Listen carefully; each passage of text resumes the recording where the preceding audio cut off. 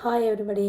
நம்ம இன்றைக்கி இந்த வீடியோவில் விருதுநகர் மாவட்டம் 3ஆம் இடைப்பருவ தேர்வு பிப்ரவரி 2024 7th ஸ்டாண்டர்ட் மேக்ஸ் கொஸ்டினில் உள்ள சரியான விடையை தேர்ந்தெடுத்து எழுதுக பார்க்க போகிறோம். கொஸ்டின் நம்பர் 1, 2.08 இன்று 10. அதாவது எந்த ஒரு தசம எண்ணை நம்ம 10ஆல் பெருக்கணும் அப்படின்னா புள்ளி ஒரு டிஜிட் தள்ளி வலதுபுறமாக போகும். இங்கே 2.08 இருக்குது. புள்ளி ஒரு டிஜிட் தள்ளி வலதுபுறமாக போச்சுது அப்படின்னா 20.8. அப்போ ஆன்சர் ஏ 20.8.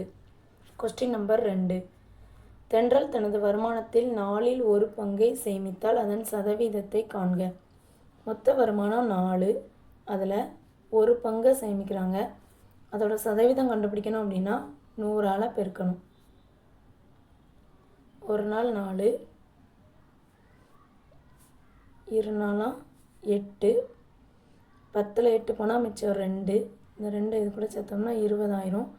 5 20, 25%. அப்போ answer C 25%. Question number 3, a + b = 5 மற்றும் a² + b² = 13 எனில் ab என்ன அப்படின்னு கேட்டிருக்காங்க. நமக்கு a + bயும் கொடுத்துட்டாங்க, a² + b² வேல்யூவும் கொடுத்துட்டாங்க. a + b = 5ன்னு கொடுத்துருக்காங்களா, a² + b² = 13ன்னு கொடுத்துருக்காங்க. நம்ம ஃபஸ்ட்டு பியை மட்டும் அந்த பக்கம் வச்சுட்டு ஏவை ஈக்குவல்ட்டுக்கு அந்த பக்கம் கொண்டு போனோம்னா நமக்கு பியோடைய வேல்யூ கிடைக்குமா. b = 5 - ஏன்னு கிடைக்கும். அதாவது +a ஈக்குவல்ட்டுக்கு அந்த பக்கம் போகையில் -ஏவாக மாறிடும். அதே மாதிரி இந்த ஈக்குவேஷனில் +13 ஈக்குவல்ட்டுக்கு இடதுபுறமாக வரும்போது -13 மாறிடும். ஈக்குவல்ட்டுக்கு அடுத்து 0 இருக்கும். இப்போ அந்த பியோடைய வேல்யூவை நம்ம இந்த b² இருக்க இடத்துல சப்ஸ்டியூட் பண்ணணும். பியோடைய வேல்யூவை அதில் சப்ஸ்டியூட் பண்ணோம் அப்படின்னா 5 - a² கிடைக்கும். அப்போ இந்த வேல்யூ வந்து a - b² ஃபார்மேட்டில் இருக்கா. அப்போ அதோடைய ஃபார்முலா a² - 2ab + b² அப்படின்னு வரும். இந்த a² நம்ம அப்படியே வச்சுக்கணும். ப்ளஸ் இதை நம்ம விரித்து எழுதணும். a இருக்க இடத்துல 5, b இருக்க இடத்துல ஏயோடைய வேல்யூ 5 அப்படின்னு நம்ம இந்த ஃபார்மேட்டில் சப்ஸ்டியூட் பண்ணோம் அப்படின்னா நமக்கு 5² - 2 × 5 × a ப்ளஸ் இந்த a² - 13 = 0ன்னு கிடைக்கும். இப்போது a² அப்படியே வச்சுட்டு 5 × 25 - 10a ப்ளஸ் a² - 13. இந்த 10a எப்படி வந்துச்சு அப்படின்னா இந்த 2ஐயும் 5ஐயும் பெருக்கணும் அப்படின்னா 10. இந்த ஏவை அப்படியே வச்சுக்கணும் 10a ப்ளஸ் a² - 13 அப்படின்னு நமக்கு கிடைக்கும். இந்த ஏவையும் கூட்டணும் அப்படின்னா 2a². இந்த -10a அப்படியே இருக்கும். 25லேருந்து 13 போணுச்சு அப்படின்னா +12 நமக்கு கிடைக்கும். =0. இந்த 2ஐயும் 12ஐயும் பெருக்கணும் அப்படின்னா நமக்கு 24 கிடைக்கும். அப்போ கூட்டினா 24 வரணும். அதாவது பெருக்கினா 24 வரணும், கூட்டினா -10 வரணும்.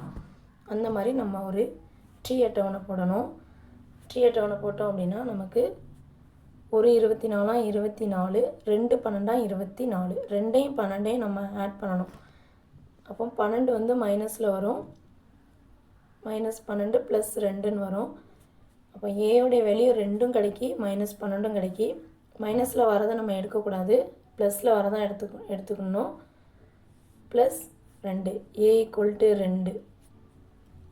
இப்போ இந்த 2ஐயும் நம்ம பார்க்கணும். பெருக்கணும் அப்படின்னா நமக்கு 24 கிடச்சிட்டு, கூட்டணும் அப்படின்னா -12லேருந்து 2 போனால் -10 நமக்கு கிடச்சிட்டு. ஏயோடைய வேல்யூ 2 கிடச்சிருக்கு. நெக்ஸ்ட்டு அதை நம்ம இந்த ஃபார்மேட்டில் சப்ஸ்டியூட் பண்ணோம் அப்படின்னா பியோடைய வேல்யூ 5 - 2. ஏ இருக்க இடத்துல 2 போட்டோம் அப்படின்னா 5 - 2, பியோடைய வேல்யூ 3ன்னு நமக்கு கிடைக்கும். நமக்கு ஏபியோட வேல்யூ தான் வேணும். ஏயோடைய வேல்யூ 2, பியோடைய வேல்யூ 3. ab = 2 × 3 = 6. ஏபியோடைய வேல்யூ 6. அப்போ answer B ab = 6.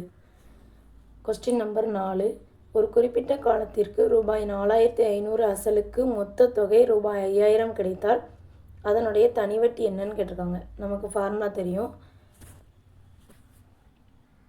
I = A - B.